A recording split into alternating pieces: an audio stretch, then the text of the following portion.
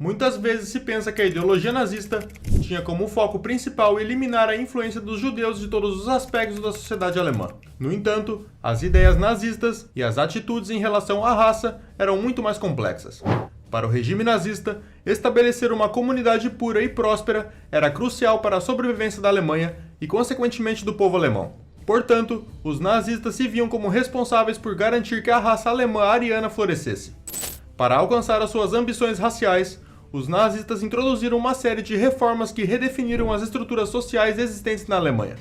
Essas reformas também limitaram drasticamente as liberdades pessoais, tanto dos cidadãos judeus quanto dos não-judeus na Alemanha. Além disso, devido à natureza autoritária do nazismo, o regime buscava controlar o comportamento das pessoas, tanto na esfera pública quanto na privada. Sob domínio nazista, o corpo de uma pessoa já não era considerado o seu próprio, mas sim reconhecido como um local público. Como resultado, as concepções sociais estabelecidas sobre gênero e sexualidade tornaram-se suscetíveis à influência nazista. Para alcançar os seus objetivos ideológicos, o regime instituiu uma série de políticas relacionadas ao gênero e à sexualidade. No final das contas, essas políticas tiveram um impacto significativo na sociedade alemã. Para eles, as normas sociais e comportamentais existentes que delineavam os papéis de gênero na Alemanha não eram condizentes com suas ambições ideológicas. Durante o seu tempo no poder, os nazistas trabalharam para estabelecer as suas próprias concepções sobre gênero na sociedade alemã. Como outros movimentos fascistas, os nazistas aderiram à ideia de criar um novo homem, que funcionaria como um símbolo do Estado. Ao promover o conceito de criar um novo homem, os nazistas redefiniram as noções existentes sobre virilidade e masculinidade. Segundo eles, a virilidade não poderia ser determinada por virtudes que poderiam ser expressas na vida comum. Em vez disso, um homem só poderia alcançar a verdadeira virilidade ao se engajar em atividades heróicas, como lutar em uma guerra, por exemplo. Além disso, os nazistas acreditavam que a virilidade era determinada pela disposição de um homem em se sacrificar pelo bem maior do Estado. Para eles, o soldado incorporava todas as características ideais associadas ao novo homem. Os homens eram esperados a adotar a mentalidade de soldados e ingressar em organizações dominadas por homens, como por exemplo a SS. Além disso, para cumprir os seus deveres raciais, os homens também eram encorajados a se casar com mulheres alemãs hereditariamente aptas, e também estabelecer famílias ricas em crianças. Na unidade familiar, os homens eram esperados a atuar como patriarcas, encarregados de incutir valores nazistas adequados em seus filhos. Portanto, é evidente que as atitudes nazistas em relação à masculinidade e ao papel do homem se adequavam a um ideal germânico. As visões nazistas sobre o papel das mulheres também giravam em torno de ideias tradicionalistas. Segundo a doutrina nazista, ser esposa e mãe é a mais alta essência e propósito da vida de uma mulher alemã. Essencialmente, era a responsabilidade da mulher hereditariamente apta dar à luz e criar crianças racialmente puras. Como resultado, a feminilidade passou a ser sinônimo de maternidade e fertilidade no Terceiro Reich. Além disso, um alto nível de inteligência em uma mulher não era mais considerado um traço desejável. Para os nazistas, a fertilidade e não as habilidades intelectuais eram a chave. Também se acreditava que as mulheres deveriam permanecer dentro de casa ou na esfera privada, porque o espaço público era estritamente um mundo masculino. Ao penetrar na esfera pública, entendia-se que uma mulher não seria capaz de cumprir os seus deveres de dar à luz e criar crianças arianas puras. No lar, as atividades das mulheres se limitavam a crianças, cozinha e igreja. Ao focar principalmente na família e no lar, os nazistas acreditavam que uma mulher poderia simultaneamente satisfazer os seus próprios instintos maternos naturais e servir ao Estado da melhor maneira possível. Naquela sociedade, as mães também deveriam receber o mesmo status honroso que o soldado na comunidade Volk alemã. Ao se tornar uma mãe, uma mulher sacrificava o seu corpo e a sua vida pelo bem da pátria, assim como um soldado faz. A maternidade também era comparada à vida de um soldado, pois ao trazer uma criança ao mundo, uma mãe estava lutando em sua própria batalha pela nação. As atitudes nazistas em relação ao gênero e aos papéis de gênero derivaram principalmente da ideologia fascista existente e da filosofia do século XIX que o regime apropriou para servir às suas ambições ideológicas. Um filósofo fundamental que influenciou a visão nazista sobre gênero e a retórica fascista sobre a criação de um novo homem foi Nietzsche. Segundo Nietzsche, a força de vontade e as emoções saudáveis deveriam predominar sobre a repressão. Ao dominar as suas emoções, um homem poderia se tornar o super-homem, que é um tipo de ser humano superior que alcançou o autodomínio e possui pensamentos e sentimentos equilibrados.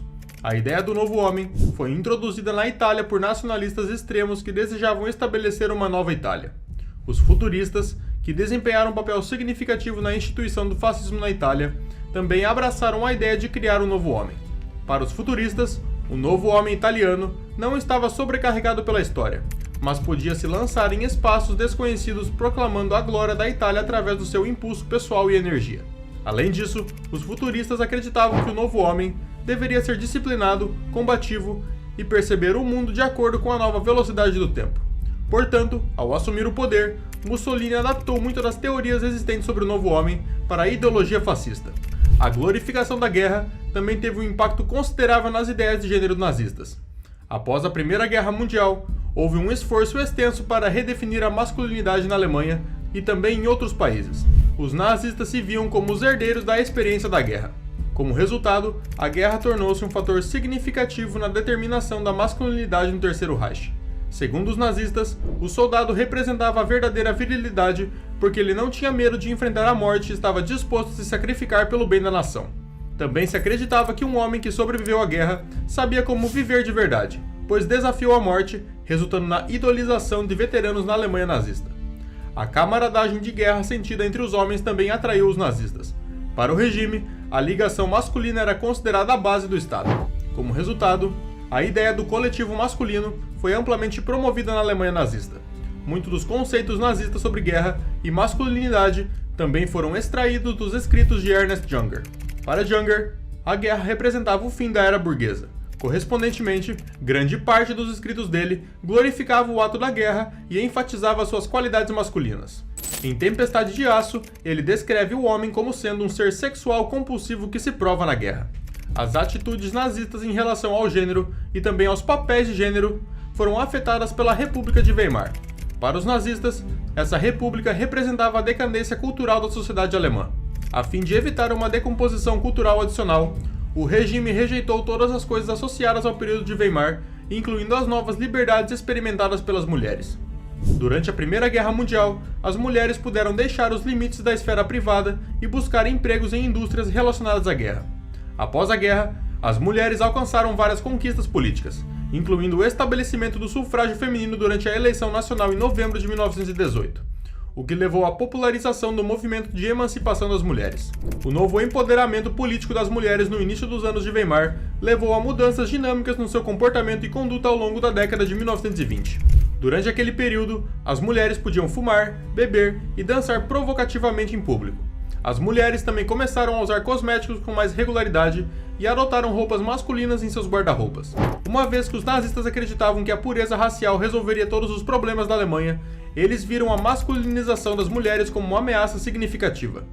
Consequentemente, os nazistas promoveram a ideia de que o feminismo destruiria a raça alemã e levaria à introdução do bolchevismo. Eles também denunciaram o movimento de emancipação das mulheres como sendo uma construção do intelecto judeu. Além disso, com o início da Depressão, os nazistas endossaram a noção de que, para que a nação se recuperasse economicamente, a família deveria ser estabilizada, o que significava que as mulheres deveriam retornar à esfera privada. Portanto, as ideias nazistas sobre o papel das mulheres na sociedade foram desenvolvidas em reação às liberdades experimentadas pelas mulheres durante o período de Weimar. A sexualidade também foi um aspecto significativo da ideologia. Durante a era de Weimar, houve uma considerável queda na taxa de natalidade, de 36 nascimentos por 1.000 habitantes para 14,7 nascimentos por 1.000, ou seja, menos da metade. Os nazistas atribuíram esse declínio ao estilo de vida extravagante dos alemães durante o período de Weimar, que incentivou a promoção do indivíduo sobre o coletivo. Para os nazistas, a baixa taxa de natalidade entre a população alemã ameaçava a sobrevivência contínua da raça ariana. A fim de promover uma taxa de natalidade mais alta, os nazistas trabalharam para controlar o comportamento sexual das pessoas. Sob o domínio nazista, a politização do corpo foi incorporada aos discursos sociais alemães. De acordo com os nazistas, o corpo de um indivíduo é um local público, cujo propósito era promover o organismo social maior. Como resultado, atividades humanas privadas foram dotadas de significado público. Para garantir a perseverança da raça alemã, os nazistas abraçaram valores sexuais conservadores, enfatizando a heterossexualidade e a castidade. Quando se tratava do ato sexual propriamente dito, os nazistas acreditavam que as pessoas deveriam abordar o sexo com o propósito de cumprir objetivos nacionais, em vez de buscar o seu próprio prazer. No final das contas, práticas sexuais imorais, como a homossexualidade, eram atribuídas aos judeus. Os nazistas também argumentavam que os judeus desprezavam a espiritualidade em troca da sensualidade do contato físico. Portanto, eles advogavam a ideia de que comportamentos sexuais adequados eram desprovidos de influências judaicas. A sexualidade para eles também representava uma área no qual o regime poderia consolidar ainda mais o seu poder. Regulamentar o discurso público sobre práticas sexuais aceitáveis permitiu ao regime ser associado à gratificação sexual. Ao impor a ideia de que o sexo era um serviço público, o indivíduo reconheceria sua satisfação sexual como parte do seu dever patriótico em apoiar os nazistas e os seus empreendimentos. Como resultado, o sexo era considerado uma recompensa a ser distribuída pelo regime aos seus apoiadores. Eles também trabalharam para eliminar os tabus existentes associados à sexualidade. Eles afirmavam que tabus sexuais associados ao corpo foram introduzidos na sociedade alemã pelos judeus na tentativa de perturbar a ordem natural e minar instituições como o casamento e a família. O objetivo deles era restaurar noções de beleza e nobreza ao corpo. Para realizar essa tarefa, o regime instituiu padrões específicos sobre como o corpo, principalmente o corpo feminino, deveria ser retratado em pinturas e outras criações artísticas.